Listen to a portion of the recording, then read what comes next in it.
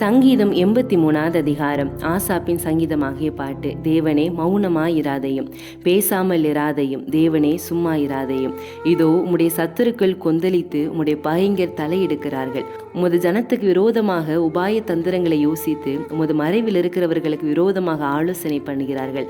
அவர்கள் இனி ஒரு ஜாதியாராயிராமலும் இஸ்ரவேலின் பேர் இனி நினைக்கப்படாமலும் போவதற்காக அவர்களை அதம் பண்ணுவோம் வாருங்கள் என்கிறார்கள்.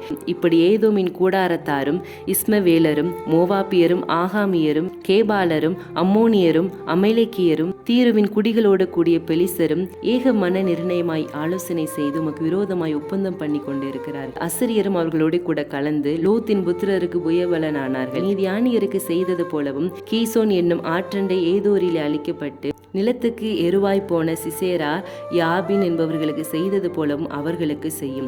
அவர்களையும் அவர்கள் அதிபதிகளையும் ஓரேப்புக்கும் சேப்புக்கும் அவர்கள் பிரபுக்கள் எல்லா சேபாவுக்கும் சல்மூனாவுக்கும் சமமாக்கும்.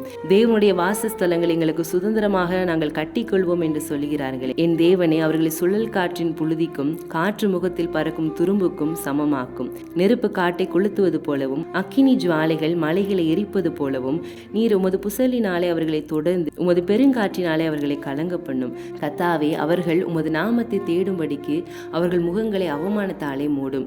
யெகோவா என்னும் நாமத்தை உடைய தேவரீர் ஒருவரை பூமி அனைத்தின் மேலும் உன்னதமானவர் என்று மனுஷன் உணரும்படி அவர்கள் என்றென்றைக்கும் வெட்கி கலங்கி நாணமடைந்து அழிந்து போவார்களாக.